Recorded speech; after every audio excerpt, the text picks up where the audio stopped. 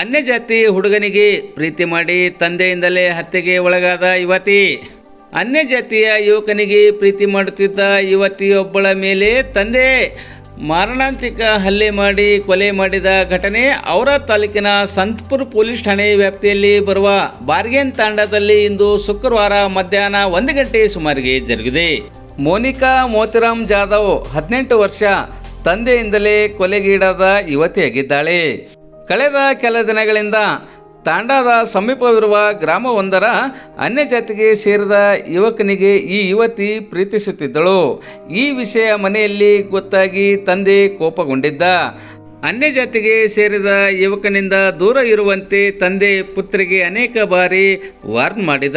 ಆದರೆ ತಂದೆಯ ಮಾತಿಗೆ ಬೆಲೆ ನೀಡದ ಯುವತಿ ಯುವಕನೊಂದಿಗೆ ಪ್ರೀತಿ ಮುಂದುವರಿಸಿದಳು. ಇದರಿಂದ ಕೋಪಗೊಂಡಿದ್ದ ಯುವಕ ಇಂದು ಮಧ್ಯಾಹ್ನ 1 ಗಂಟೆ ಸುಮಾರಿಗೆ ಮನೆಯಲ್ಲಿ ಕುತ್ತಿಗೆಗೆ ಹಗ್ಗ ಬಿಗಿದು ನಂತರ ತಲೆ ಮೇಲೆ ಕಟ್ಟಿಗೆಯಿಂದ ಮಾರಣಾಂತಿಕವಾಗಿ ಹಲ್ಲೆ ನಡೆಸಿ ಕೊಲೆ ಮಾಡಿದ್ದಾನೆ.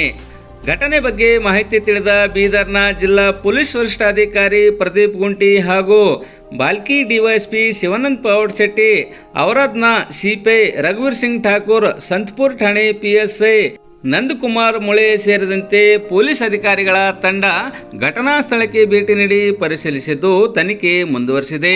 ಮರ್ಯಾದೆಗೆ ಹೆದರಿ ಮಗಳ ಮೇಲೆ ಹಲ್ಲೆ ನಡೆಸಿ ಕೊಲೆ ಮಾಡಿದ ನಂತರ ತಂದೆ ಪೊಲೀಸರಿಂದ ತಪ್ಪಿಸಿಕೊಂಡು ನಾಪತ್ತೆಯಾಗಿದ್ದಾನೆ.